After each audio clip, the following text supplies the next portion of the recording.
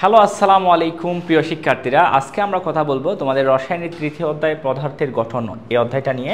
এবং এই অধ্যায়ে আমরা যে টপিকগুলো আজকে কথা বলবো সেগুলো হচ্ছে মৌলিক ও যৌগিক পদার্থ নিয়ে কথা বলবো, এবং আমরা কথা বলবো হচ্ছে তোমার পরমাণু নিয়ে এবং অণু নিয়ে কথা বলবো। মৌলের প্রতীক, অনেক মৌলের প্রতীক আসে কিন্তু ল্যাটিন ভাষা থেকে, সেগুলো জানবো।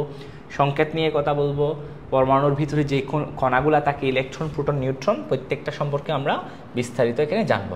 এরপর হচ্ছে পারমাণবিক সংখ্যা নিয়ে কথা বলবো, ভর সংখ্যা নিয়ে কথা বলবো। তো আজকের লেকচারটা শুরু থেকে শেষ পর্যন্ত দেখলে ইনশাল্লাহ তোমার অনেক বিষয় ক্লিয়ার হয়ে যাবে আশা করছি, ঠিক আছে? সো পরবর্তী লেকচারে আমরা বাকি টপিকগুলো ইনশাল্লাহ যুক্ত করব। সো দেখো, প্রথমে আমরা আজকে কথা বলবো তোমাদের এই অধ্যায়ের একদম শুরুতে আছে হচ্ছে মৌলিক পদার্থ, ঠিক আছে? মৌলিক পদার্থ নিয়ে কথা আছে। সংজ্ঞাটা আমি এখানে লিখলাম, দেখো কি বলা আছে, যেই পদার্থকে ভাঙলে সেই পদার্থ ছাড়া অন্য কোনো পদার্থ পাওয়া যায় না তাকে আমরা মৌলিক পদার্থ বলি। তো দেখো, আমরা এখানে যদি উদাহরণ হিসেবে তোমাদেরকে বলি, এখানে আমি গোল্ড বা স্বর্ণ একটা ছবি দিলাম, অর্থাৎ এটা বিশুদ্ধ, এবং যেটাকে তুমি যদি ভাঙো, এখান থেকে ভাঙলে তুমি শুধুমাত্র স্বর্ণেরই পরমাণু পাবা। মানে স্বর্ণের পরমাণু ছাড়া, গোল্ডের পরমাণু ছাড়া এখানে অন্য কোনো পরমাণু তুমি এখানে পাবা না, ঠিক আছে? তাহলে যেহেতু এটাকে ভেঙে তুমি স্বর্ণের পরমাণু ছাড়া আর কোনো ধরনের পরমাণু পাচ্ছ না, তাহলে এটাকে তুমি মৌলিক পদার্থ বলতে পারো। কারণ হচ্ছে যেই পদার্থকে ভাঙলে ওই পদার্থ ছাড়া অন্য কোনো পদার্থ আমরা পাবো না, তাকে আমরা মৌলিক পদার্থ বলবো। তো এখানে আরেকটা ছবি আমি দিলাম, সেটা হচ্ছে ধরো অক্সিজেন গ্যাসের সিলিন্ডার। তো আমরা জানি এখানে অক্সিজেন গ্যাস আছে, তো তোমরা জানো অক্সিজেন গ্যাস হচ্ছে কি O2, ঠিক আছে? এটা আমরা সবাই জানি এই সংকেতটা। এখন তুমি যদি এই অক্সিজেন গ্যাসের অণুটাকে যদি ভাঙো, তুমি শুধুমাত্র এখানে অক্সিজেন পরমাণুই পাবা, ঠিক আছে? দুইটা অক্সিজেন পরমাণু পাবা একটা তুমি অণুকে ভাঙলে। তাহলে দেখো, এটাকে ভেঙে তুমি অক্সিজেন ছাড়া, অক্সিজেনের পরমাণু ছাড়া অন্য কোনো মৌলের পরমাণু পাচ্ছ না, সেজন্য আমরা এটাকে বলবো মৌলিক পদার্থ। তাহলে যাদেরকে ভাঙলে আমরা ওই পদার্থ, যেমন ধরো গোল্ডকে ভাঙলে গোল্ডই পাচ্ছি, অক্সিজেনকে ভাঙলে অক্সিজেন পরমাণুই পাচ্ছি, এখানে অন্য কোনো পদার্থ আমরা এখানে পাচ্ছি না। তাইলে আমরা এই যে গোল্ড, অক্সিজেন, এগুলোকে আমরা কি বলতে পারি? মৌলিক পদার্থ বলতে পারি, ঠিক আছে? তাহলে দেখো, ধরো তুমি আরেকটা উদাহরণ চিন্তা করতে পারো, যেমন ধরো তুমি এক খণ্ড লোহা নিছো তুমি, এটা হচ্ছে ধরো লোহার টুকরা, এবং এই লোহার টুকরাকে যদি তুমি ভাঙো, দেখা যায় এখানে ভাঙতে ভাঙতে তুমি এখান থেকে ধরো শুধু লোহার পরমাণুই পাচ্ছ, ঠিক আছে? লোহার পরমাণুই পাচ্ছ, অন্য কোনো পদার্থ পাচ্ছ না। তাইলে লোহা একটা কি পদার্থ? মৌলিক পদার্থ। তাইলে আমরা বুঝলাম, আশা করছি, যে পদার্থকে ভাঙলে সেই পদার্থ ছাড়া তোমার অন্য কোনো পদার্থ পাওয়া যায় না, আমরা তাকে মৌলিক পদার্থ বলবো।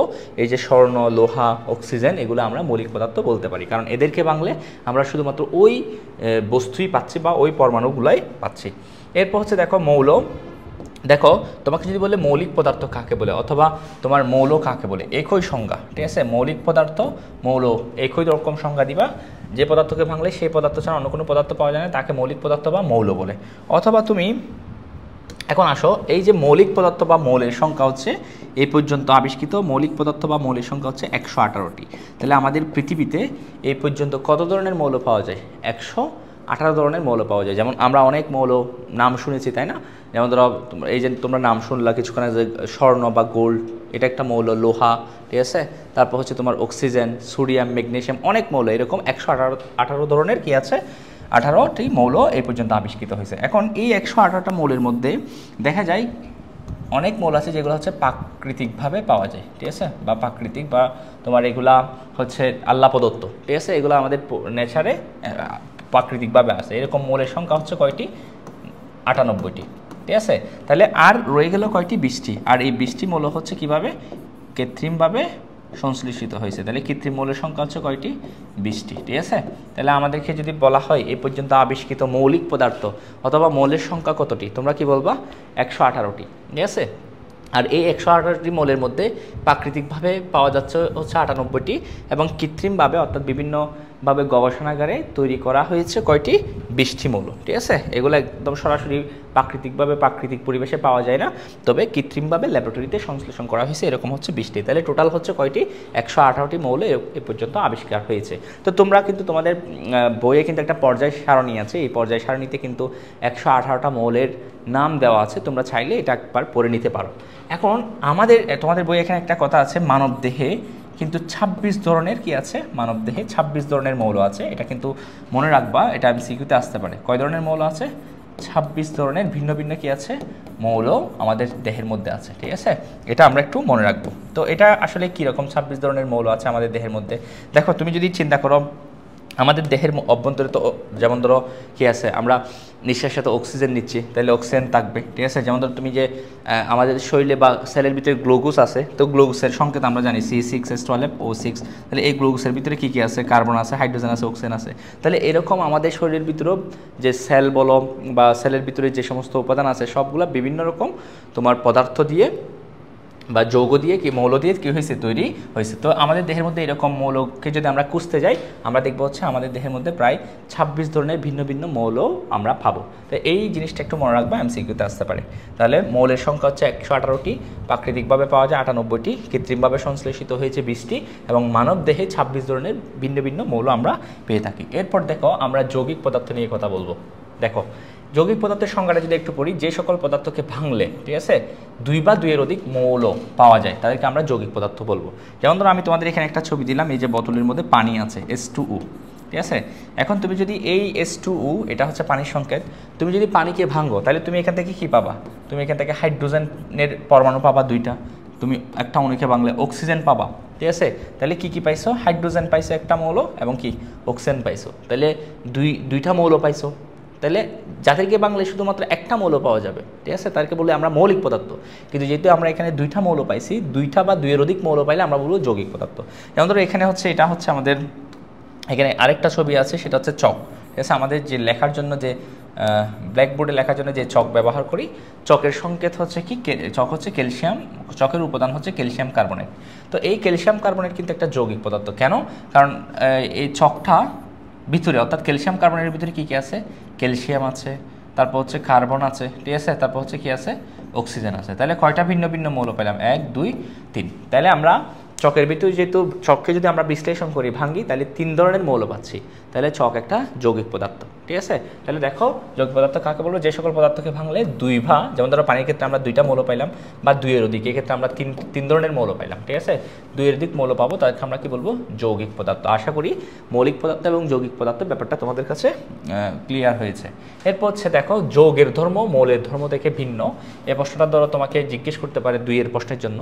দেখো আমরা যদি একটু মনে করি, দেখো হাইড্রোজেন কিন্তু এবং অক্সিজেন, এগুলা কিন্তু হচ্ছে মৌলিক পদার্থ বা মৌল।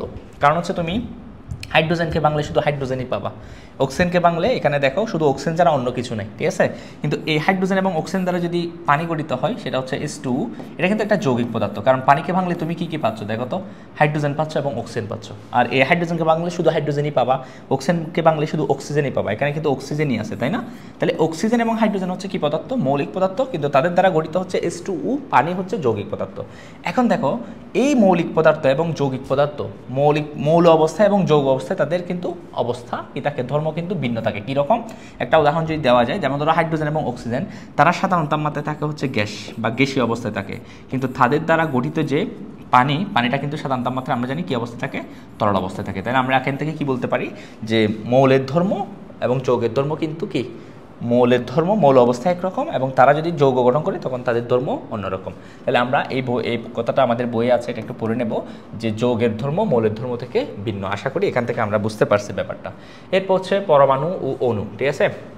পরমাণু কি, দেখো মৌলিক পদার্থের ক্ষুদ্রতম কণা, যার মধ্যে পদার্থের গুণাগুণ বজায় থাকে। দেখো আমার কাছে এখানে একটা মৌলিক পদার্থ আছে, যেটা হচ্ছে গোল্ড বা স্বর্ণের ছবি এখানে আছে, ধরো স্বর্ণ।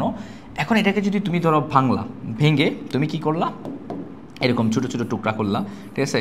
এবং ভাঙতে ভাঙতে এমন এক সময় আসলো, যখন তুমি ভাঙতে ভাঙতে এদেরকে এমন পর্যায়ে নিয়ে গেছো যাদেরকে ধরো আর ভাঙা যাচ্ছে না, ঠিক আছে, আর ভাঙা যাচ্ছে না, ঠিক আছে। যদি ভাঙো, ঠিক আছে, যদি ভাঙো তাহলে কি হবে, তার মধ্যে স্বর্ণের গুণাগুণ বজায় থাকবে না, ঠিক আছে। তাহলে এই যে পদার্থ, এটা হচ্ছে এমন অবস্থায় নিয়ে গেছো, এমন ক্ষুদ্র অবস্থায় নিয়ে গেছো, যেটা কি এমন অবস্থায় চলে গেছে যেটা ধরো অবিভাজ্য। তুমি যদি ভাঙার চেষ্টা করলে হ্যাঁ ভাঙতে পারবা, কিন্তু তাদের মধ্যে থেকে কি তুমি এটাকে ভাঙলে তাদের ভিতর থেকে ইলেকট্রন, প্রোটন, নিউট্রন বের হয়ে যাবে, এবং স্বর্ণের গুণাগুণটা আর বজায় থাকবে না, ঠিক আছে। সেজন্য আমরা কি বলবো, মৌলিক পদার্থের ক্ষুদ্রতম কণা, যার ভিতরে কি আছে, ওই পদার্থের কি থাকবে, গুণাগুণ বজায় থাকবে, ঠিক আছে। তাহলে এই জিনিসটাকে আমরা কি বলবো, পরমাণু। দেখো পরমাণুকে আমরা ইংরেজিতে কি বলি, অ্যাটম, তাই না। অ্যাটম শব্দটা আসছে অ্যাটমস থেকে, ঠিক আছে। এখন এখানে 2টা শব্দ দেখো, গ্রিক শব্দ, এখানে একটা হচ্ছে দ্বারা বোঝায় আসলে না, ঠিক আছে। আর টমস শব্দ দ্বারা হচ্ছে তোমার বিভাজ্য বোঝায়, ঠিক আছে, বা ভাগ হওয়া বোঝায়। তাহলে দেখো যাকে আর কি করা যায় না, বিভাজ্য না, অর্থাৎ যাকে আর ভাগ করা যাবে না, সেটাই হচ্ছে অ্যাটম, ঠিক আছে। তাহলে দেখো তো অ্যাটম শব্দের বা পরমাণুকে আমরা ইংরেজিতে কি বলি, অ্যাটম। অ্যাটম শব্দের অর্থ কি, যাকে আর ভাগ করা যাবে না। কারণ হচ্ছে প্রথম দিকে ধারণা ছিল হচ্ছে কি, পরমাণু হচ্ছে এমন ক্ষুদ্র কণা যাকে আর ভাগ করা যায় না। তবে বর্তমানে আমরা দেখতেছি হচ্ছে পরমাণুকে ভাঙা যায়, পরমাণুকে ভাঙলে ইলেকট্রন প্রোটন নিউট্রন বের হয়ে যায়, কিন্তু পরমাণুকে ভাঙলে তুমি আর পদার্থের গুণাগুণ পাবা না। যেমন ধরো গোল্ডের পরমাণু মধ্যে গোল্ডের বা স্বর্ণের গুণাগুণ আছে, কিন্তু ওকে যদি ভেঙে ফেলা হয়, ইলেকট্রন প্রোটন আরও ভাঙা হয়, ইলেকট্রন প্রোটন নিউট্রন বের করা হয়, তাহলে তার গুণাগুণ থাকবে না, ঠিক আছে, স্বর্ণের গুণাগুণ আর থাকবে না। সেজন্য আমরা বলবো কি, মৌলিক পদার্থের ক্ষুদ্রতম কণা যার মধ্যে ওই পদার্থের কি আছে, গুণাগুণ বজায় থাকে, তাকে আমরা কি বলবো, পরমাণু বলবো। আশা করি ব্যাপারটা বুঝতে পারছো। এরপর হচ্ছে অণু। অণু হচ্ছে কি, যেমন ধরো আমরা যদি একটু উদাহরণ দিই, যেমন ধরো আমাদের পরিচিত পানির অণুর সংকেত হচ্ছে H2O, ঠিক আছে। এখানে কি কি আছে, এখানে আমরা দেখতে পাচ্ছি অক্সিজেন আছে এবং অক্সিজেনের সাথে 2টা হাইড্রোজেন আছে, ঠিক আছে। এবং দেখো তাহলে এখানে আমরা কি দেখতে পাচ্ছি, যদি একটু সংজ্ঞাটা পড়ি, 2 বা 2 এর অধিক সংখ্যক পরমাণু পরস্পরের সাথে কি বন্ধন দ্বারা, রাসায়নিক বন্ধন দ্বারা যুক্ত থাকলে তাকে আমরা কি বলবো, অণু বলবো। যেমন ধরো এখানে কয়টা পরমাণু, এই যে একটা অক্সিজেন পরমাণু, হাইড্রোজেন পরমাণু হচ্ছে কয়টা, 2টা, এবং তারা একে অপরের সাথে রাসায়নিক বন্ধন দ্বারা যুক্ত আছে, ঠিক আছে। তখন আমরা এটাকে কি বলবো, এটাকে বলবো আমরা H2O, ঠিক আছে। তাহলে 2 বা 2 এর অধিক অণু পরস্পরের সাথে কি বন্ধন দ্বারা যুক্ত থাকবে, এই যে রাসায়নিক বন্ধন দ্বারা যুক্ত থাকতে হবে, তখন তাদেরকে আমরা অণু বলবো। যদি তারা, যেমন অক্সিজেন একা একা আছে, হাইড্রোজেন বন্ধন গঠন করে নেয় একা একা, এরকম থাকলে কিন্তু তাদেরকে আমরা কি বলতে পারবো না, অণু বলতে পারবো না। যখন পরমাণুগুলো পরস্পরের মধ্যে বন্ধন তৈরি করবে, তখন আমি তাদেরকে কি বলতে পারবো, অণু বলতে পারবো। তাহলে দেখো এরকমভাবে তুমি যেমন ধরো চিন্তা করতে পারো, যেমন ধরো তুমি চিন্তা করতে পারো HCl বা HCl, হাইড্রোক্লোরিক অ্যাসিড, ঠিক আছে। তো এদের মধ্যে কি আছে, হাইড্রোজেন এবং ক্লোরিনের মধ্যে 2টা পরমাণুর মধ্যে কি আছে, একটা বন্ধন আছে, তখন আমি এটাকে কি বলবো, HCl এর একটা অণু বলতে পারি। তাহলে 2 বা 2 এর অধিক পরমাণু যখন পরস্পরের সাথে কি রাসায়নিক বন্ধনে যুক্ত থাকলে, তখন তাকে আমরা কি বলবো, অণু বলবো। অণুর উদাহরণ হিসেবে আমরা কি দিতে পারি, H2O পানি, তারপর HCl বলতে পারি H2SO4 সালফিউরিক অ্যাসিড, ঠিক আছে, তারপর CH4 মিথেন, ঠিক আছে, অক্সিজেন, ঠিক আছে, এগুলো আমরা বলতে পারি নাইট্রোজেন, এভাবে আমরা বলতে পারি, ঠিক আছে। এখন ভাইয়া অণু 2 ধরনের হতে পারে, ঠিক আছে। অণু কয় ধরনের হতে পারে, আমি যদি একটু লিখি, অণু বা মলিকুল 2 ধরনের হতে পারে। একটা হচ্ছে কি, একটাকে বলা হচ্ছে মৌলের অণু, এটাকে কি বলা হয়, মৌলের অণু, ঠিক আছে, মৌলের অণু, ঠিক আছে। আরেকটা হচ্ছে তোমার যৌগের অণু, যৌগের অণু, ঠিক আছে। দেখো মৌলের অণু কি, যৌগের অণু কি, দেখো যদি আমরা এখানে একটা উদাহরণ দিই, সেটা হচ্ছে দেখো এই যে নাইট্রোজেন, ধরো অক্সিজেন, হাইড্রোজেন, ঠিক আছে, এগুলো হচ্ছে মৌলের অণু। কারণ দেখো এই নাইট্রোজেনটা কিন্তু, নাইট্রোজেন একটা মৌলের 2টা পরমাণু, মৌলটার নাম কি নাইট্রোজেন, ওই নাইট্রোজেন মৌলের কয়টা পরমাণু, 2টা পরমাণু মিলে হচ্ছে কি গঠন করছে, ধরো নাইট্রোজেন এ একটা নাইট্রোজেন পরমাণু, তাদের মধ্যে এরকম 3টা বন্ড তৈরি হওয়ার কারণে এই অণুটা তৈরি হয়েছে। তাহলে একই মৌলের পরমাণু দিয়ে যদি অণু তৈরি হয়, তখন বলবো মৌলের অণু, ঠিক আছে। যেমন ধরো এখানে অক্সিজেন অণু দেখতেছি, এখানে কোন মৌল আছে, শুধুমাত্র অক্সিজেন মৌল আছে, তাহলে শুধুমাত্র অক্সিজেনে আছে, ঠিক আছে। তাহলে একই রকম মৌল হলে তাকে আমরা কি বলবো, মৌলের অণু, এটাও মৌলের অণু, কারণ এখানে শুধু হাইড্রোজেন আছে। তো যৌগের অণুটা একটু লক্ষ্য করো, যেমন ধরো H2 পানি, এটা হচ্ছে যৌগের অণু, কারণ হচ্ছে এটার ভিতরে কি কি আছে, এটার ভিতরে আছে হাইড্রোজেন এবং কি আছে, অক্সিজেন। তাহলে 2 ধরনের মৌল আছে না, ঠিক আছে। যদি একাধিক মৌলের পরমাণু দিয়ে অনুগঠিত হয়, তখন আমরা বলবো যৌগের অণু। আর যদি একই মৌলের একাধিক পরমাণু দ্বারা অনুগঠিত হয়, তখন বলবো তোমার মৌলের অণু। আর একাধিক মৌলের পরমাণু দ্বারা অনুগঠিত হলে তখন বলবো যৌগের অণু। তাহলে দেখো এটা হচ্ছে মৌলের অণু, কারণ এখানে একই মৌল অর্থাৎ নাইট্রোজেন দিয়ে অনুগঠিত হয়েছে, এখানে হচ্ছে একই মৌল অর্থাৎ অক্সিজেন দিয়ে অনুগঠিত হয়েছে, এখানে হচ্ছে একই মৌল অর্থাৎ হাইড্রোজেন দিয়ে কি গঠিত হয়েছে, অনুগঠিত হয়েছে। আর এটা হচ্ছে যৌগের অণু, কেন, কারণ এখানে একই মৌল না, এখানে কয় ধরনের মৌল আছে, দেখো হাইড্রোজেন আছে এবং অক্সিজেন আছে। যেমন ধরো H2SO4 সালফিউরিক অ্যাসিড, এটাও যৌগের অণু, কারণ হচ্ছে দেখো হাইড্রোজেন, সালফার, অক্সিজেন, 3 ধরনের মৌলের পরমাণু আছে। তাহলে একাধিক মৌলের পরমাণু নিয়ে যদি অনুগঠিত হয়, তখন আমরা তাকে বলবো যৌগের অণু। এরপর দেখো হচ্ছে মৌলের প্রতীক, ঠিক আছে। এখন মৌলের প্রতীক হচ্ছে কোনো মৌলের ইংরেজি বা ল্যাটিন নামের সংক্ষিপ্ত রূপকে আমরা কি বলি, প্রতীক বলি। যেমন আমরা যদি একটু বলি, যেমন ধরো আমরা হাইড্রোজেন, ঠিক আছে, হাইড্রোজেন, তারপর হচ্ছে তোমার যেমন ধরো আমরা বলতে পারি অক্সিজেন, ঠিক আছে, অক্সিজেন। তো এই নামগুলা কিন্তু প্রত্যেকটা মৌলের 118টা মৌল আছে, 118টা মৌলের জন্য 118টা প্রতীক আছে। যেমন ধরো হাইড্রোজেনের প্রতীক হচ্ছে কি, হাইড্রোজেনের প্রতীক হচ্ছে এইচ, ঠিক আছে। অক্সিজেনের প্রতীক হচ্ছে কি ও, আমরা সবাই জানি, ঠিক আছে। তাহলে এখন কথা হচ্ছে এই প্রতীকগুলা বা নামের সংক্ষিপ্ত যে তোমার রূপ, এটা কেন আসলে আসলো, ঠিক আছে। নামের কী রূপ, সংক্ষিপ্ত রূপ, এটা কেন আসলো, ঠিক আছে।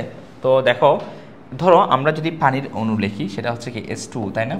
তো এখানে দেখো তো, হাইড্রোজেনের যদি এই প্রতীকগুলো না থাকতো, হাইড্রোজেনের প্রতীক হচ্ছে H, অক্সিজেনের প্রতীক হচ্ছে O, যদি প্রতীকগুলো না থাকতো তাহলে আমাদের লিখতে হইতো কীরকম, হাইড্রোজেন, পুরোটা লিখতে হইতো, তাই না। হাইড্রোজেন, তারপর লিখতে হচ্ছে তোমার কি, হাইড্রোজেন কয়টা, 2টা, আর এরপর লিখতে হচ্ছে অক্সিজেন, এরপর লিখতে হতো কি অক্সিজেন, তাহলে এরকম লিখতে হতো। তাহলে এখন দেখো তো আমরা কি লিখি, আমরা হাইড্রোজেনের জন্য H ব্যবহার করি, অক্সিজেনের জন্য O ব্যবহার করি, প্রতীক ব্যবহার করছি। তাহলে প্রতীক যদি না আসতো তাহলে এই সমস্ত সংকেত লিখতে কিন্তু তোমার কি হতো, আমাদের একটা ভোগান্তির মধ্যে পড়তে হতো, ঠিক আছে। তাহলে সেজন্য আসলে রসায়নের বিষয়গুলোকে সহজ করার জন্য আমরা প্রত্যেকটা মৌলের কি ইউজ করব, প্রতীক ইউজ করব। এখন প্রতীকগুলো কীভাবে আসলো, সেটা হচ্ছে ইংরেজি নাম থেকে আসতে পারে অথবা ল্যাটিন নাম থেকে আসতে পারে। যেমন ধরো এগুলো ইংরেজি নাম থেকে আসছে, হাইড্রোজেন হচ্ছে ইংরেজি নাম, তাহলে এই ইংরেজি নামের প্রথম যে লেটার H থেকে আসছে হাইড্রোজেনের প্রতীক। অক্সিজেন হচ্ছে ইংরেজি নাম, এই নামের প্রথম লেটার O থেকে আসছে অক্সিজেনের প্রতীক, ঠিক আছে। যেমন ধরো নাইট্রোজেন, নাইট্রোজেনের প্রতীক হচ্ছে কি, নাইট্রোজেন নামটা হচ্ছে ইংরেজি নাম, এবং নাইট্রোজেনের প্রতীক হচ্ছে কি, নাইট্রোজেনের প্রতীক হচ্ছে N, ঠিক আছে। নাইট্রোজেনের এই যে নামের N লেটার থেকে এর প্রতীক নির্ধারণ করা হয়েছে। এরকম অনেক নাম আসে কি থেকে, ইংরেজি নামের সংক্ষিপ্ত রূপ থেকে প্রতীক হয়। আবার কিছু কিছু নাম আসে হচ্ছে ল্যাটিন নাম থেকে, এগুলো আমরা একটু দেখি। যেমন ধরো এখানে কিছু নাম আছে, যেমন ধরো সোডিয়াম, সোডিয়ামের প্রতীক, সোডিয়াম হচ্ছে সোডিয়াম, এখন সোডিয়ামের প্রতীক হচ্ছে দেখো Na, তাহলে দেখো তো তার ইংরেজি নাম হচ্ছে সোডিয়াম কিন্তু প্রতীক হচ্ছে Na, তাহলে বোঝা যাচ্ছে এই প্রতীকটা কিন্তু কোত্থেকে আসে নাই, ইংরেজি নাম থেকে আসছে না, এই প্রতীকটা আসছে তার ল্যাটিন নাম নেট্রিয়াম থেকে। কোত্থেকে আসছে, নেট্রিয়াম থেকে আসছে, ঠিক আছে। এবং লোহার আমরা আয়রন বলি, কিন্তু আয়রন হলে তো আই বা আই আর কিছু হইতো, কিন্তু এখানে আসছে Fe, তার মানে লোহার প্রতীকটা তার ল্যাটিন নাম ফেরাম থেকে আসছে, ঠিক আছে। আচ্ছা, তারপর হচ্ছে কপার, কপারের ল্যাটিন নাম হচ্ছে কাফরাম, এখান থেকে আসছে কি Cu। তারপর হচ্ছে গোল্ডের ল্যাটিন নাম হচ্ছে অরাম, এখান থেকে আসছে Au, গোল্ডের প্রতীক। তো হচ্ছে ট্রান্সট্যাংয়ের ল্যাটিন নাম হচ্ছে ওলফ্রাম, ঠিক আছে। তো এখান থেকে আসছে W, ট্রান্সট্যাংয়ের প্রতীক। তো হচ্ছে পটাশিয়ামের ল্যাটিন নাম হচ্ছে ক্যালিয়াম, ঠিক আছে। ক্যালিয়াম থেকে আসছে ক্যা। তারপর হচ্ছে সিলভারের ল্যাটিন নাম হচ্ছে তোমার কি আর্জেন্টাম, ঠিক আছে। তো আর্জেন্টাম থেকে কি আসছে Ag। তারপর হচ্ছে টিন, ঠিক আছে। টিনের ল্যাটিন নাম হচ্ছে কি স্টেনাম, ঠিক আছে। তো স্টেনাম থেকে আসছে হচ্ছে Sn, এটা হবে Sn, ঠিক আছে, Sn। তো হচ্ছে অ্যান্টিমনির ল্যাটিন নাম হচ্ছে স্টাইভিয়াম, ঠিক আছে। স্টাইভিয়াম থেকে কি আসছে Sb। তারপর হচ্ছে লেডের ল্যাটিন নাম হচ্ছে প্লাম্বাম, তো প্লাম্বাম থেকে আসছে Pb। তারপর হচ্ছে মার্কারির ল্যাটিন নাম হচ্ছে কি হাইড্রারজাইরাম, হাইড্রারজাইরাম। তো এখান থেকে আসছে কি Hg। তাহলে আমরা কোন প্রতীকগুলা নামগুলা ল্যাটিন নাম থেকে আসছে সেগুলো আমরা এখানে দেখলাম, এবং এগুলো আমরা মনে রাখবো, কারণ হচ্ছে আমাদের পরীক্ষায় সবচেয়ে বেশি জিজ্ঞেস করে কোন নামটা মানে ল্যাটিন নাম থেকে আসছে, MCQতে দেয় তোমার ক্ষয়ের প্রশ্নের জন্য, 1 নম্বরের প্রশ্নের জন্য আসতে পারে, ঠিক আছে। সো এই চারটা আমরা অবশ্যই পড়ে নেব। তারপর দেখো আমরা সংকেত কি, মৌল বা যৌগের অণুর সংক্ষিপ্ত রূপকে আমরা কি বলবো, সংকেত বলবো, অণুর সংক্ষিপ্ত রূপ। যেমন ধরো আমরা হচ্ছে হাইড্রোজেন, পানির মধ্যে কী কী থাকে, পানির মধ্যে থাকে হচ্ছে হাইড্রোজেন থাকে, ঠিক আছে। আর তোমরা জানো হচ্ছে অক্সিজেন থাকে, তাই না। হাইড্রোজেন এবং কী থাকে, অক্সিজেন থাকে। এখন হাইড্রোজেন থাকে কয়টা, তোমার 2টা, ঠিক আছে। একটা অণুর মধ্যে 2টা হাইড্রোজেনের পরমাণু আছে। তাহলে দেখো তো আমরা এই যে এভাবে না লিখে আমরা সংক্ষেপে লিখি, কীরকম লিখি, হাইড্রোজেনের প্রতীক H ব্যবহার করি, সংখ্যাটা ব্যবহার করি 2, অক্সিজেনের প্রতীক ব্যবহার করি O, তাহলে বলি H2O। তাহলে আমরা প্রতীক এবং তাদের সংখ্যাগুলো ব্যবহার করে আমরা একটা সংক্ষিপ্ত রূপ নিয়ে আসি, যেটাকে অণুর সংক্ষিপ্ত রূপটাকে আমরা কি বলবো, সংকেত বলবো। একইভাবে যেমন ধরো তুমি সালফিউরিক অ্যাসিডের সংকেত হচ্ছে H2SO4, ঠিক আছে। মিথেনের সংকেত হচ্ছে CHO, ঠিক আছে। এরপর তুমি খাবার লবণের সংকেত হচ্ছে সোডিয়াম ক্লোরাইড NaCl, ঠিক আছে। এরপর এরকম যে কোনো সংকেত, যেমন ধরো তুমি চিন্তা করো হাইড্রোক্লোরিক অ্যাসিড HCl, কথা বুঝছো। তাইলে এগুলা হচ্ছে সব হচ্ছে কি সংকেত, কারণ হচ্ছে অণুর কি রূপ, সংক্ষিপ্ত রূপ, ঠিক আছে। এই যে সালফিউরিক অ্যাসিডের অণু দেখতে পাচ্ছ, এটা দেখে তুমি কি বুঝতেছো, এখানে আছে হাইড্রোজেন, এখানে সালফার, এখানে আছে অক্সিজেন। হাইড্রোজেনের আছে 2টা, হাইড্রোজেন মৌল আছে 2টা পরমাণু, সালফার আছে কয়টা, একটা, কিছু না থাকা মানে হচ্ছে 1, আর অক্সিজেন আছে কয়টা, 4টা, সালফারের পাশে কিছু নেই, তার মানে 1, এটা ধরে নিবা। আর অক্সিজেন আছে কয়টা? 4টা। তাহলে দেখো তো আমরা বুঝতে পারতেছি না একটা সংকেত দেখে কোন মৌলগুলা ওই যৌগের মধ্যে আছে এবং কয়টা করে আছে এগুলো বুঝতে পারতেছি। তাহলে এটা হচ্ছে একটা সংক্ষিপ্ত রূপ। তাহলে আমরা কি বলবো? মৌল বা যৌগের অণুর সংক্ষিপ্ত রূপকে আমরা কি বলতে পারি? সংকেত বলতে পারি। এগুলো সবগুলো হচ্ছে যৌগের অণু, কারণ হচ্ছে এখানে দেখো তো দুইটা করে কি আছে? মৌল আছে। যেমন ধরো এখানে কার্বন আছে, এখানে হাইড্রোজেন আছে, এখানে হাইড্রোজেন, অক্সিজেন, একের অধিক মৌল আছে। যদি তাহলে এগুলো হচ্ছে যৌগের অণু। যদি বলা হয় মৌলের অণু কোনগুলা, যেমন ধরো H2, এটা মৌলের অণু, O2 মৌলের অণু, N2 মৌলের অণু। কারণ হচ্ছে এখানে শুধুমাত্র কোন মৌলটা আছে? একটা মৌল, হাইড্রোজেন। হাইড্রোজেনের কয়টা পরমাণু? 2টা পরমাণু নিয়ে অনুগঠিত হয়েছে। আর এখানে আছে অক্সিজেন মৌলের কয়টা পরমাণু মিলে? 2টা পরমাণু নিয়ে অনুগঠিত হয়েছে। সেজন্য এগুলোকে বলবো মৌলের অণু। আর একাধিক মৌল নিয়ে গঠিত, যেমন ধর H2, এখানে হাইড্রোজেন মৌল আছে, অক্সিজেন মৌল আছে, তাহলে একাধিক মৌল নিয়ে গঠিত অণুকে বলবো আমরা যৌগের অণু। তাহলে মৌল বা যৌগের অণুর কি রূপকে? সংক্ষিপ্ত রূপকে আমরা কি বলবো? সংকেত বলবো। এটা আমরা মনে রাখবো। এরপর হচ্ছে পরমাণুর ভিতরের কণিকা, এগুলো অবশ্যই আমরা পড়ে নেব। আমরা জানি একটা পরমাণুর ভিতরে 3 ধরনের কণিকা থাকে, ইলেকট্রন, প্রোটন এবং কি নিউট্রন। এখন কার অবস্থান কোথায়? দেখো একটা পরমাণুর আমরা জানি একটা নিউক্লিয়াস থাকে এবং এই নিউক্লিয়াসের ভিতরে কে থাকে? প্রোটন এবং নিউট্রন থাকে। নিউক্লিয়াসের ভিতরে কে থাকে? প্রোটন এবং নিউট্রন। এবং নিউক্লিয়াসের বাইরে যে কক্ষপথ থাকে, এই কক্ষপথের মধ্যে অবস্থান করে হচ্ছে ইলেকট্রন। তাহলে এটা হচ্ছে তোমার কি? এটা হচ্ছে নিউক্লিয়াস। এই নিউক্লিয়াসের মধ্যে কার অবস্থান? নিউক্লিয়াসের মধ্যে অবস্থান করে হচ্ছে তোমার প্রোটন এবং নিউট্রন। ঠিক আছে? প্রোটন এবং নিউট্রন এই দুটো অবস্থান করে নিউক্লিয়াসে। আর যে ইলেকট্রন দেখতে পাচ্ছ, ইলেকট্রন থাকে, এই যে ইলেকট্রনটা, এটা কক্ষপথে থাকবে। এবং কক্ষপথে এটা কী অবস্থায় থাকবে? কক্ষপথে এটা ঘূর্ণায়মান অবস্থায় থাকবে। কী অবস্থায় থাকবে? ঘূর্ণায়মান অবস্থায় থাকবে। তাহলে ইলেকট্রন থাকে কক্ষপথে ঘূর্ণায়মান অবস্থায়, আর প্রোটন এবং নিউট্রন থাকে হচ্ছে নিউক্লিয়াসের ভিতরে আবদ্ধ অবস্থায়। ঠিক আছে? দেখো আমি এখানে ছবিটা তো দেখা যাচ্ছে, দেখো ইলেকট্রনগুলো এখানে বাইরের কক্ষপথে আছে এবং এই নিউক্লিয়াসের ভিতরে, এই যে নিউক্লিয়াসের ভিতরে কি আছে? প্রোটন এবং নিউট্রনগুলো এখানে নিউক্লিয়াসের ভিতরে আছে। তো আশা করি প্রোটন, ইলেকট্রন, নিউট্রনের মধ্যে কার অবস্থান কোথায় সেটা তোমরা বুঝতে পারছো। এখন আমরা দেখো প্রত্যেকটা নিয়ে, ইলেকট্রন, প্রোটন, নিউট্রন প্রত্যেকটার ব্যাপারে আমরা জানবো। দেখো প্রথমে আসো, এখানে যদি কথা বলি আবিষ্কারক নিয়ে, ইলেকট্রন নিয়ে কথা বলবো প্রথমে। তো ইলেকট্রন কে আবিষ্কার করছে? দেখো ইলেকট্রন আবিষ্কার করছে হচ্ছে তোমার জে থমসন। ঠিক আছে? ওনার নাম মনে রাখবা, জে থমসন। ঠিক আছে? উনি ইলেকট্রন আবিষ্কার করছে। এরপর প্রতীক হচ্ছে, ইলেকট্রনের প্রতীক হচ্ছে E-। ঠিক আছে? প্রকৃত ভর কত? ইলেকট্রনের ভর হচ্ছে মনে রাখবা 9 মানে ইলেকট্রনের আসল ভর হচ্ছে এটা 911 ইন্টু 10⁻28 গ্রাম। ঠিক আছে? তুমি যদি এটাকে কেজিতে নিতে চাও তাহলে তুমি এটা 1000 দিয়ে ভাগ দিবা। তাহলে কী হবে? 1000 দিয়ে ভাগ দিলে হবে 9.11 ইন্টু 10⁻31 কেজি। তাহলে 1000 দিয়ে ভাগ দিলে এখানে 3 যোগ হবে, এখানে 28 আছে, 3 যোগ হলে 29, 30, 31। ঠিক আছে? তাহলে 10⁻31 হয়ে যাবে। ঠিক আছে? তাহলে এটা হচ্ছে তোমার কি? অবশ্য মনে রাখবা, এটা হচ্ছে তোমার ইলেকট্রনের ভর। এটা আমাদের অবশ্যই মনে রাখতে হবে। বিভিন্ন গণিত করার সময় আমাদের এই ভরটা তোমার লাগে, MCQ তো আসে, CQ তো জিজ্ঞেস করে অনেক সময় একের প্রশ্নের জন্য। তাহলে 9.11 ইন্টু 10⁻28 গ্রাম অথবা কেজি হলে এখানে 3 যোগ হবে 31 কেজি। তারপর প্রকৃত আধান বা চার্জ। ঠিক আছে? প্রকৃত আধান বা কি? চার্জ। তো আধান বা চার্জ হচ্ছে এমন একটা ধর্ম যার কারণে তোমার আকর্ষণ বা বিকর্ষণ বলে অনুভব করে এরা। ঠিক আছে? এদের মধ্যে একটা আকর্ষণ বা বিকর্ষণ বলে সৃষ্টি হয়। তাহলে চার্জ বা আদান, ইলেকট্রন একটা চার্জ বা আদান আছে, অর্থাৎ ইলেকট্রন একটা আকর্ষণ বিকর্ষণ ধর্ম আছে। ঠিক আছে? তাহলে দেখো তো ইলেকট্রনের চার্জ বা আদানটা কতটুকু? এটা হচ্ছে মাইনাস, এটা অবশ্যই বলবা 1.60 ইন্টু 10⁻19 কুলম। ঠিক আছে? কুলম হচ্ছে চার্জের একক। যেমন ধরো এখানে ভরের একক তুমি কি বলছো? গ্রাম বা কেজি না? তো একইভাবে চার্জ বা আদানের একক হচ্ছে কি? চার্জ বা আদানের একক হচ্ছে তোমার কি? তোমার কুলম। ঠিক আছে? এরপর হচ্ছে আপেক্ষিক ভর। ঠিক আছে? আপেক্ষিক ভর এবং আপেক্ষিক চার্জ নিয়ে আমরা একটু পর কথা বলবো। তাহলে দেখো তো আমরা কি দেখলাম? আবিষ্কার হচ্ছে জে থমসন, প্রতীক হচ্ছে E-, প্রকৃত ভর হচ্ছে 9.11 ইন্টু 10⁻28 গ্রাম, আর যদি কেজিতে বলে এটা 31 কেজি, আর এটা হচ্ছে -1, মাইনাসটা অবশ্যই বলতে হবে। ইলেকট্রনের চার্জ হচ্ছে -1.60 ইন্টু 10 কি কুলম? 19 কুলম। ঠিক আছে? আশা করি বুঝতে পারছো। এই দুইটা জিনিস আমরা একটু পর বলবো। ঠিক আছে? এরপর কি আছে? এরপর হচ্ছে প্রোটনের কথা আছে। প্রোটনের আবিষ্কারক হচ্ছে রাদারফোর্ড। ঠিক আছে? রাদারফোর্ড হচ্ছে প্রোটনের আবিষ্কারক। ঠিক আছে? এরপর হচ্ছে প্রতীক হচ্ছে P বা H+। ঠিক আছে? প্রোটনকে H+ও বলা হয়ে থাকে। তো কোথাও যদি S+ দেখো তাহলে মনে করবো এটা প্রোটনকে নির্দেশ করছে, ঠিক আছে। S+ বা হাইড্রোজেন আয়নকে কেন প্রোটন বলা হয় এটা আমরা পরে কথা বলবো এটা নিয়ে, ঠিক আছে।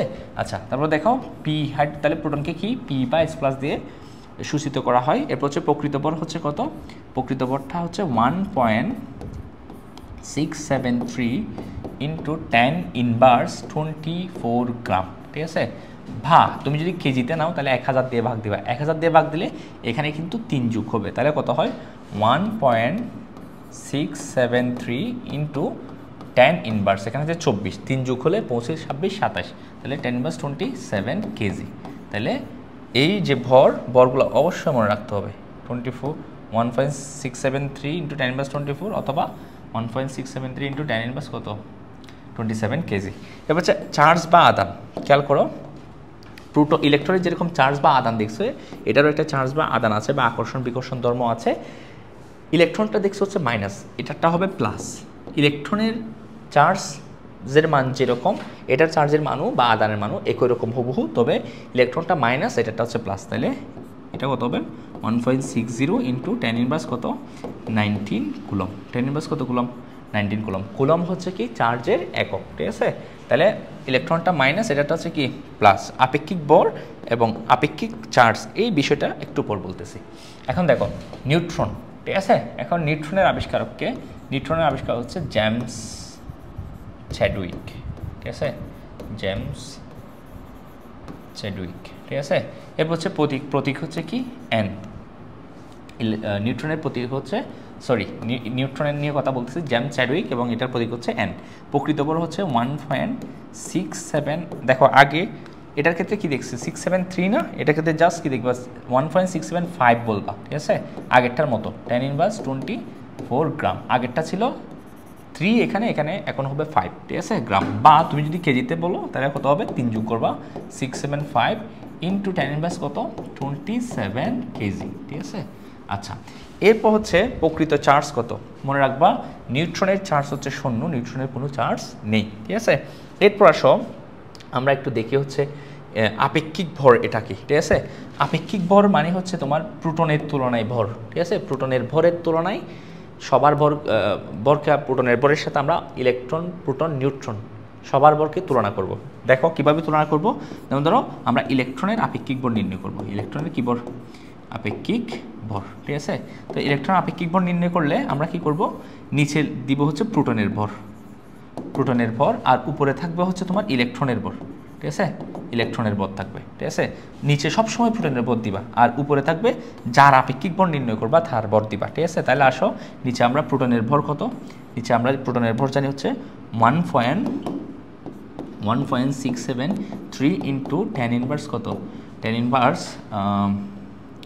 24 গ্রাম, আর উপরে হচ্ছে কত ইলেকট্রনের ভর থাকবে 9.11 ইন্টু 10 ইনভার্স 28 গ্রাম। তাহলে দেখো নিচে সবসময় প্রোটনের ভর রাখবা। আপেক্ষিক ভরের ক্ষেত্রে আমরা সবসময় প্রোটনের ভরের সাথেই তুলনা করব, আর যার আপেক্ষিক ভর নির্ণয় করব তার ভর দেবো উপরে। এরকম যদি আমরা একটা তুলনা করি, তুলনা করা মানে হচ্ছে ভাগ করা, ঠিক আছে। প্রোটনের ভর দিয়ে আমরা যার আপেক্ষিক ভর বের করব তার ভরকে আমরা কি করব, ভাগ দেব। তাহলে কি পাবো আমরা, এই মানটা পাবো 1/1836, অথবা তোমাদের বই বলছে 1840, ঠিক আছে, এরকম একটা মান পাবো, যেটা হচ্ছে প্রায় কি, প্রায় তুমি যদি 1840 বা 36 দ্বারা ভাগ করো তাহলে তুমি প্রায় কত পাচ্ছ, মানটা 0 সামথিং আসছে। তাহলে ইলেকট্রনের ভর ইলেকট্রনের ভর তুমি কি বলতে পারো, আপেক্ষিক ভর হচ্ছে প্রায় কত 0 তুমি বলতে পারো। কার তুলনায়, নিউট্রন প্রোটনের তুলনায়, ঠিক আছে। আচ্ছা, এখন এরপর দেখো, এরপর যদি আমরা প্রোটনের আপেক্ষিক ভরটা যদি কথা বলি, প্রোটনের আপেক্ষিক ভর দেখো, প্রোটনের আপেক্ষিক ভর আমরা নির্ণয় করব। এখন তোমাদেরকে বললাম হচ্ছে কি আপেক্ষিক ভর নির্ণয় করার ক্ষেত্রে আমরা সবসময় প্রোটনের ভর দিয়ে তুলনা করব। তাহলে নিচে থাকবে প্রোটনের ভর, আর উপরে থাকবে যার আপেক্ষিক ভর নির্ণয় করব তার ভর। তাহলে এখানে আমরা নির্ণয় করতেছি প্রোটনের আপেক্ষিক ভর, তার মানে উপরেও কি দিব, প্রোটনের ভর আমরা রাখবো। তাহলে দেখো তো, এখন উপরেও থাকবে প্রোটনের ভর, নিচেও থাকবে কি ভর, প্রোটনের ভর।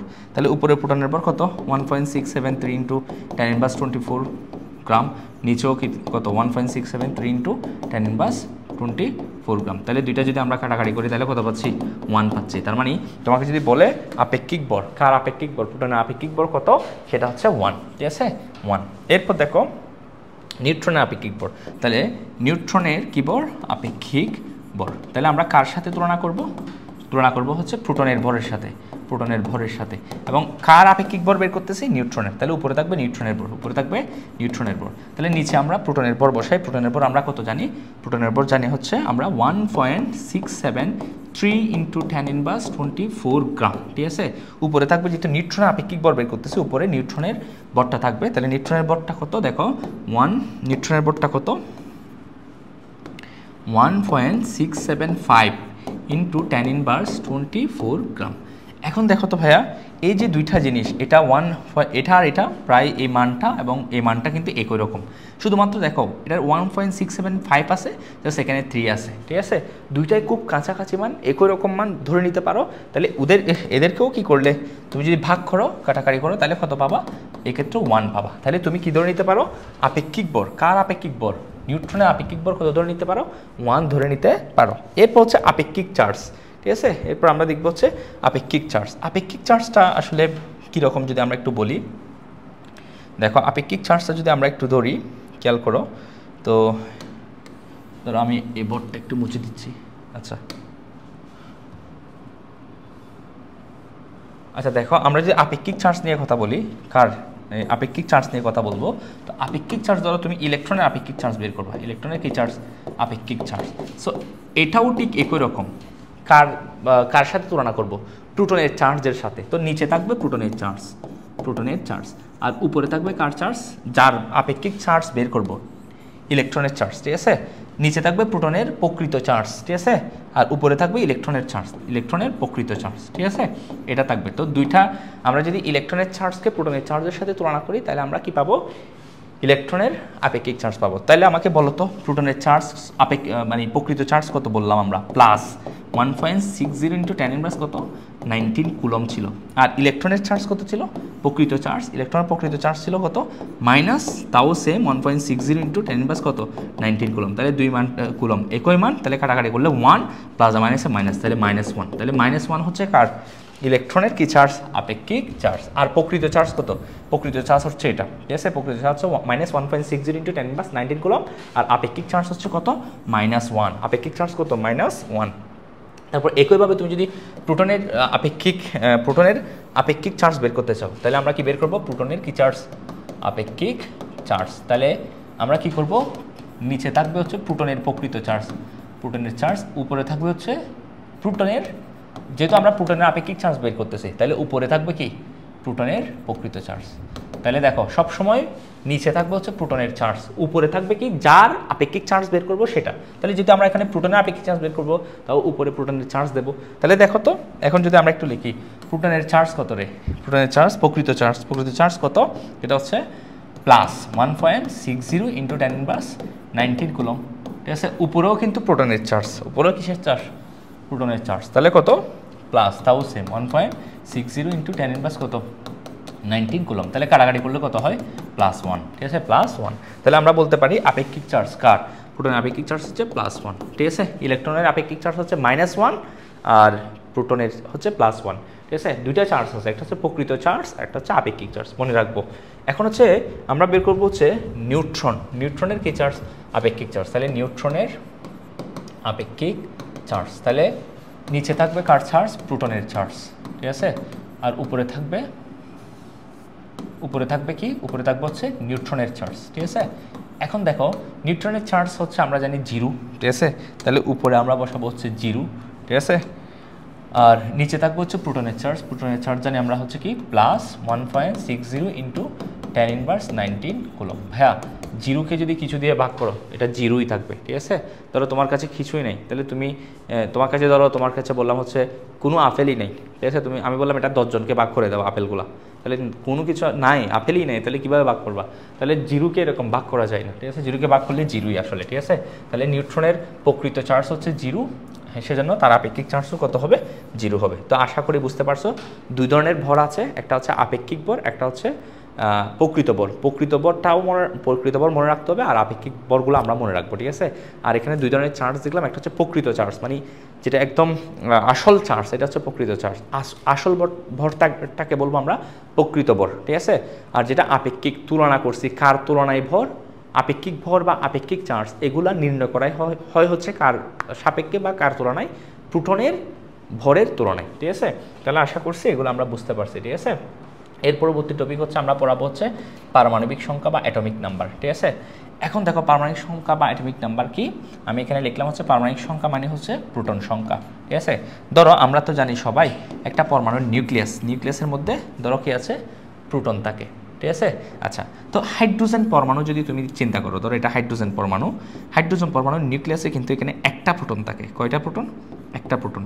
আর বাইরে থাকে একটা ইলেকট্রন, ঠিক আছে। তাইলে মনে রাখবে স্বাভাবিক অবস্থায় যতটা প্রোটন, বাইরে ততটা ইলেকট্রন। যেহেতু হাইড্রোজেনের কেন্দ্রের মধ্যে তোমার একটা প্রোটন আছে, সেটা হাইড্রোজেনের পারমাণবিক সংখ্যা,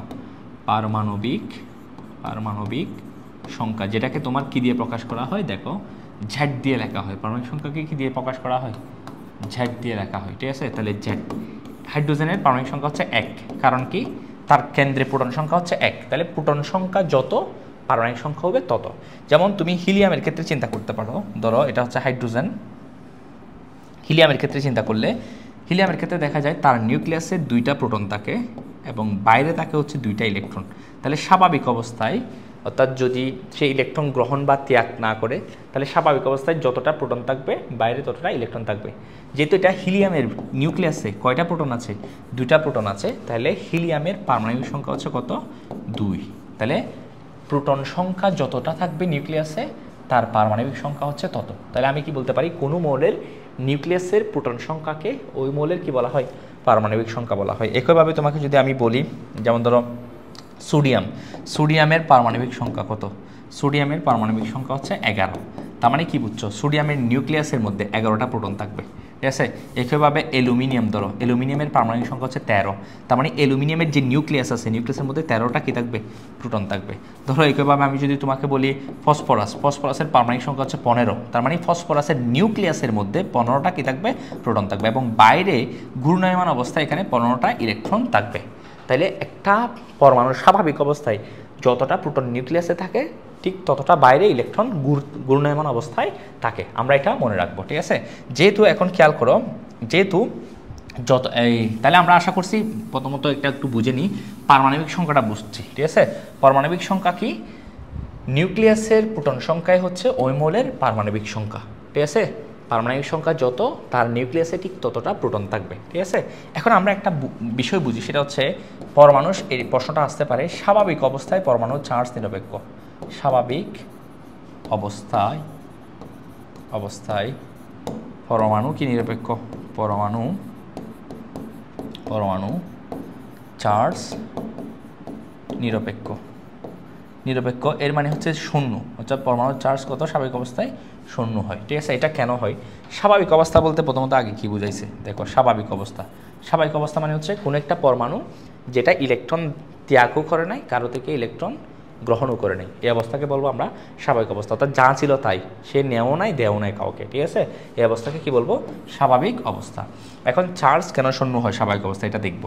দেখো স্বাভাবিক অবস্থা তুমি যদি চিন্তা করো হাইড্রোজেনের কথা, হাইড্রোজেনের কেন্দ্রের মধ্যে একটা প্রোটন আছে, কারণ তার পারমাণবিক সংখ্যা হচ্ছে কত? হাইড্রোজেনের পারমাণবিক সংখ্যা হচ্ছে 1, এবং বাইরে একটা ইলেকট্রন থাকবে। তাহলে স্বাভাবিক অবস্থায় যতটা প্রোটন নিউক্লিয়াসে থাকবে, ঠিক বাইরে কক্ষপথে ঘূর্ণায়মান ততটা ইলেকট্রন থাকবে।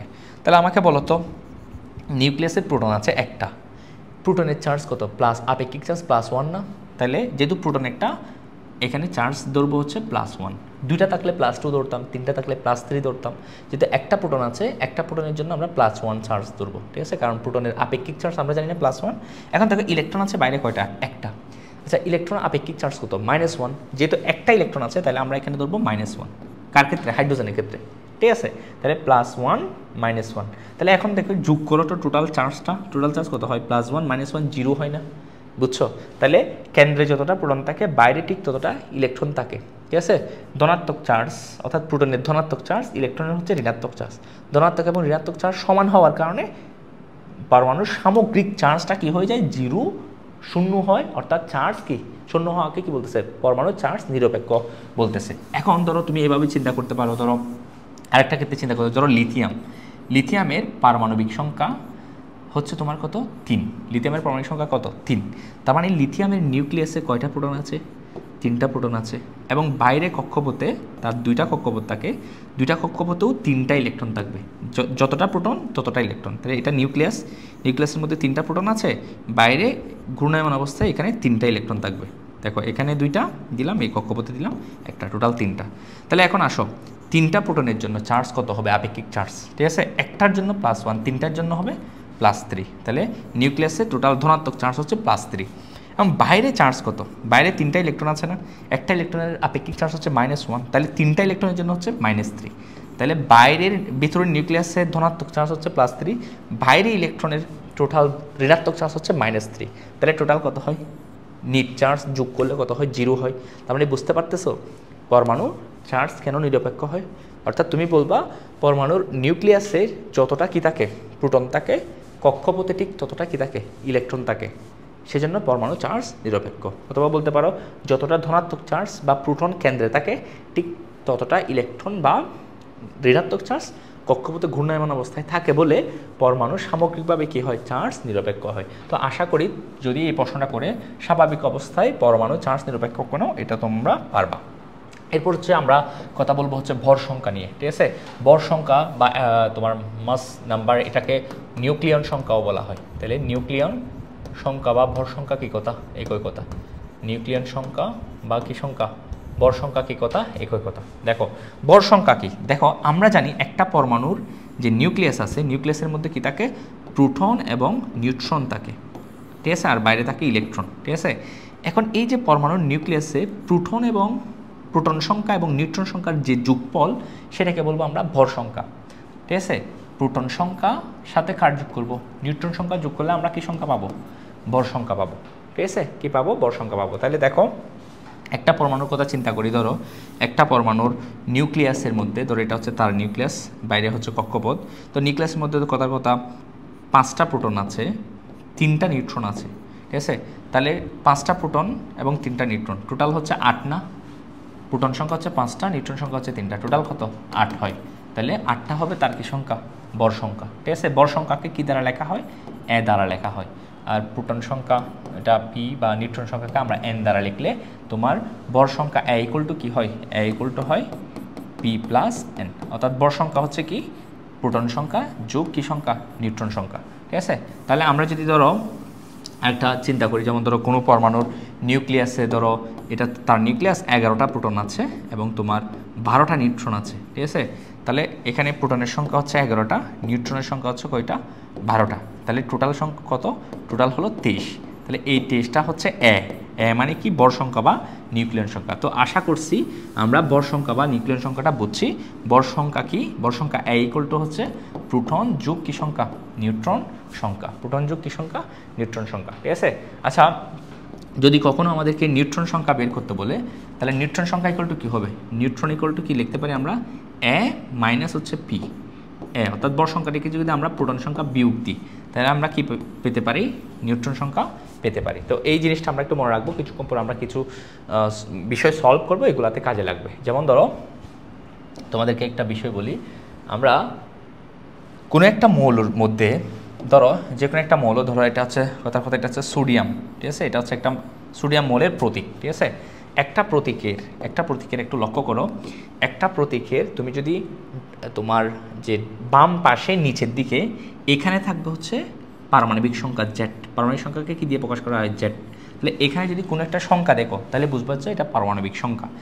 এই পাশে বাম পাশে উপরের দিকে থাকে ভর সংখ্যা, তাহলে তুমি কোনো একটা মৌলের বাম পাশে উপরে যদি এর কোনো একটা সংখ্যা দেখো, সেই সংখ্যাকে তুমি মনে করবা ভর সংখ্যা, আর নিচে যে সংখ্যা দেখবে সেটা হচ্ছে কি, সেটা হচ্ছে তোমার পারমাণবিক সংখ্যা। আর এইখানে থাকবে চার্জ, এখানে ধরো পজিটিভ নেগেটিভ কিছু একটা দেখতে পারো, ডান পাশে উপরে এই জায়গার মধ্যে কি চার্জ বা আদান থাকবে, ঠিক আছে। যেটা থাকে সেটাকে তুমি কি বলবা, চার্জ বা আদান বলবা। যেমন ধরো আমি তোমাদেরকে যদি একটা এক্সাম্পল দিই, ধরো সোডিয়াম আমি লিখলাম, সোডিয়ামের এখানে 11 দিলাম, উপরে দিলাম হচ্ছে ধরো 23, ঠিক আছে। এখানে দিলাম ধরো প্লাস, কিছু নাও থাকতে পারে, ঠিক আছে, কিছু নাও থাকতে পারে, আবার থাকতেও পারে, ঠিক আছে। ধরো এখানে আমি ধরো প্লাস দিলাম, তাহলে কি বুঝতেছো, এই যে 11 এই সংখ্যাটা, এই 11 সংখ্যাটা কি, এটা হচ্ছে তোমার জেড। জেড মানে কি, পারমাণবিক সংখ্যা। কি সংখ্যা, পারমাণবিক সংখ্যা, পারমাণবিক সংখ্যা, ঠিক আছে। তাহলে একটা মৌলের প্রতীকের বাম পাশে নিচে থাকে হচ্ছে পারমাণবিক সংখ্যা। আর এই যে উপরে 23 নাম্বারটা আছে সেটা কি, উপরে বাম পাশে উপরে থাকলে এটাকে যে নাম্বারটা থাকবে সেটা হচ্ছে কি, এই যে সেটা হচ্ছে এ মানে কি ভর সংখ্যা, সেটা কি সংখ্যা, ভর সংখ্যা। তার মানে এটা হচ্ছে সোডিয়ামের ভর সংখ্যা 23। আর যদি তোমার ডান পাশে উপরে এরকম প্লাস মাইনাস দেখো সেটা হচ্ছে চার্জ, তাহলে তার চার্জ দেখতে পাচ্ছি আমরা প্লাস, প্লাস মানে হচ্ছে +1, প্লাস মানে হচ্ছে কি +1, ঠিক আছে। আচ্ছা, তাহলে প্লাস মানে হচ্ছে কি +1। তো আশা করছি আমরা বুঝতে পারছি। চলো আমরা এরকম আরও কয়েকটা যদি প্র্যাকটিস করি, যেমন ধরো আমরা যদি বলি হচ্ছে তোমার কার ক্ষেত্রে, দেখো আমরা যদি বলি হচ্ছে তোমার ধরো ম্যাগনেসিয়ামের ক্ষেত্রে, ধরো ম্যাগনেসিয়ামের ক্ষেত্রে লিখলাম এখানে হচ্ছে 12 লিখলাম, এখানে হচ্ছে 23 লিখলাম।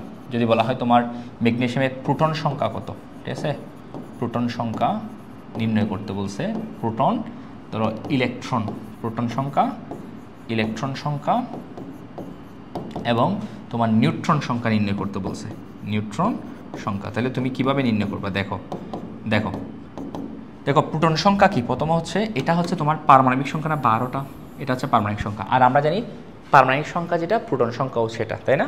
তাহলে প্রোটন সংখ্যা বলবো 12। এখন ইলেকট্রন সংখ্যা তুমি জানো হচ্ছে স্বাভাবিক অবস্থায়, অর্থাৎ এখানে যদি প্লাস মাইনাস কিছু না দেখো তাহলে মনে করবা হচ্ছে স্বাভাবিক অবস্থা, প্লাস মাইনাস কিছু না দেখলে কি মনে করবা, স্বাভাবিক অবস্থা। তাহলে স্বাভাবিক অবস্থায় যতটা প্রোটন থাকবে ঠিক ঠিক ততটা কি থাকবে, ইলেকট্রন। তাহলে 12টা প্রোটন আছে, 12টা কি থাকবে, ইলেকট্রন থাকবে। এবং নিউট্রন সংখ্যা কি, নিউট্রন সংখ্যা আমরা কীভাবে পাই, দেখো ভর সংখ্যা আমরা কি বলছিলাম, ভর সংখ্যা A = P + N। সুতরাং নিউট্রন সংখ্যা ইকুয়াল টু কী হয়, নিউট্রন সংখ্যা ইকুয়াল টু হয় A - P, ঠিক আছে। অর্থাৎ এটা হচ্ছে ভর সংখ্যা, ভর সংখ্যাটাকে যদি আমরা প্রোটন সংখ্যা বিয়োগ দিই তাহলে আমরা নিউট্রন সংখ্যা পাবো। তাহলে ভর সংখ্যা হচ্ছে এই যে ভর সংখ্যা হচ্ছে 23, এটা 23, তারপর হচ্ছে প্রোটন সংখ্যা এখানে কত 12। তাহলে এই দুইটা বিয়োগ করলে আমরা কত পাই, ঠিক আছে, দুইটা বিয়োগ করলে আমরা পাচ্ছি 11, ঠিক আছে। এই 11টা হচ্ছে কি সংখ্যা, নিউট্রন সংখ্যা। তাহলে নিউট্রন সংখ্যা হচ্ছে 11। আশা করি বুঝতে পারছো ব্যাপারটা, ঠিক আছে। তাহলে আরেকটা এরকম যদি আমি তোমাদের বলি, যেমন ধরো তোমাদের যদি বলা হয় এরকম আরেকটা বিষয় যদি বলে এই অক্সিজেন O2- ধরো এবার এরকম বললো, এক্ষেত্রে এখানে 8 দিল, এখানে ধরো 16 দিল, তাহলে তোমাকে বললো কি সংখ্যা, প্রোটন সংখ্যা কত হবে, ইলেকট্রন সংখ্যা কত হবে এবং নিউট্রন সংখ্যা কত হবে বের করতে। তাহলে চলো এটা একটু সলভ করি। তাহলে প্রথমে আসো, আমরা দেখতে পাচ্ছি এখানে কি, আমরা দেখতে পাচ্ছি এখানে এই যে এদিকে 8, অর্থাৎ বাম পাশে নিচে 8, তাহলে যেটা বাম পাশে নিচে থাকে সেটা হচ্ছে পারমাণবিক সংখ্যা বা কি সংখ্যা, প্রোটন সংখ্যা। পারমাণবিক সংখ্যা যেটা, প্রোটন সংখ্যাও সেটা, পারমাণবিক সংখ্যা বা কি সংখ্যা, প্রোটন সংখ্যা। তাহলে খেয়াল করো তো, তাহলে আমরা কি বলবো, পারমাণবিক সংখ্যা এখানে কত লিখবো, এখানে লিখবো হচ্ছে 8।